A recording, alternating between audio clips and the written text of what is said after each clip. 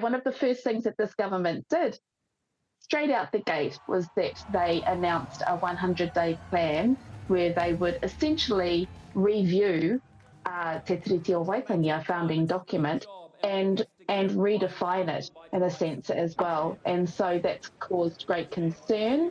They're essentially looking to erase and wind back all of the progress and advancements that we have made as a nation and as a Maori people for the last few decades. And so while there is always something to talk about at Waitangi Day, this year it is a particularly heated Waitangi Day.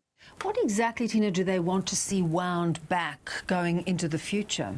So, we've made particular advancements under Te Tiriti o Waitangi, under our treaty, in relation to protections for the Maori language, in relation to improvements for Maori health.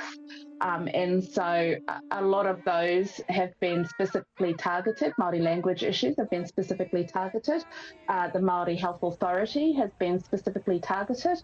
And they're also looking at the feature, how it features within our legislation. So at the moment, within legislation, a lot of the new legislation that comes through needs to be very clear around how it meets the expectations and the positions stated within Te Tiriti o Waitangi. And so all of that is looking to be reviewed as well. And of course, we know that since 1852, when the government established itself, which itself was a violation of the treaty, that since then, the vast majority of the harm that has been done to people has been done legislatively. And so the work that was put in to ensure that we would have legislative protections around our treaty rights, because the treaty protected our pre-existing rights. And so those protections that are in our legislation are looking at being removed.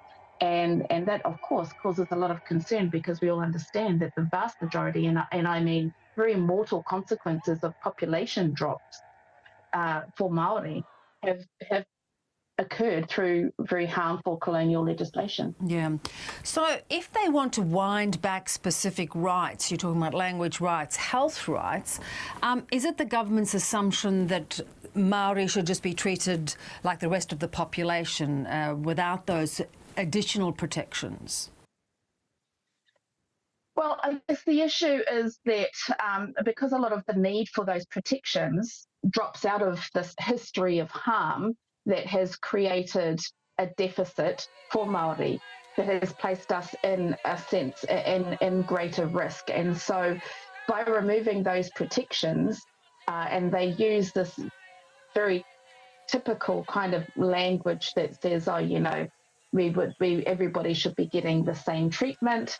They like to couch it in terms like equality, but of course that completely erases the fact that the need is born out of the abuse of Maori rights in the first place.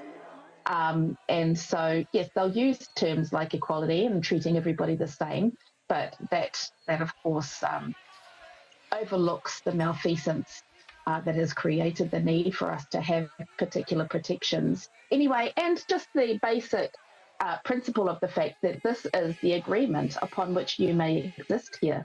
The Crown wouldn't be able to establish itself as a government if it wasn't for Te Tiriti o Waitangi, the treaty that said that you may have a limited form of governance. And if it matters enough for them to establish a parliament upon, then it should also matter enough for them to be able to respect their obligations of that same agreement. And so it's they're cherry picking which parts that they would like to uplift, which is of course their right to exist as a government, but then of course ignoring all of the obligations and responsibilities that go with that. And so that is a standalone principled issue around who has the right to decide how people get treated in the first place, quite separate to, whether or not or what type of treatment we should get. Yeah, so just trying to rewrite history in a way.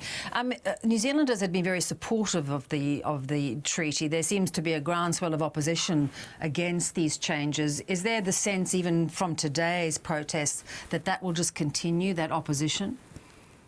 Yes, look, the protests started on the first day of Parliament after the new government was formed, and the commitments were made at that point that those protests will continue.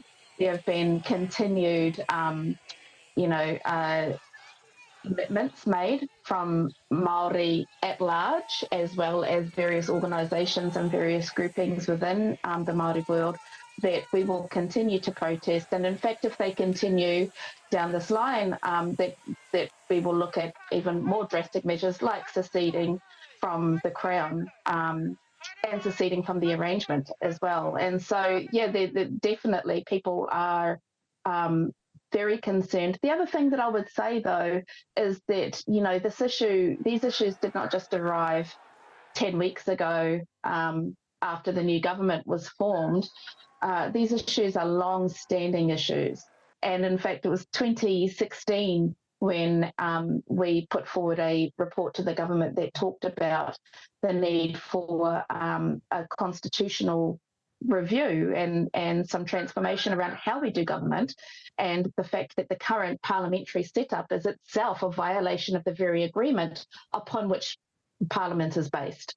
And so, you know, these issues are, as I said, long-standing. They do need to be addressed. And so even if this government does wind them back, I'd say, you know, they've kind of pushed us into a space now where we are insisting upon conversations that are long overdue. Yeah. Tina, good to talk. Thank you very much for your time. You're very welcome. Thank you.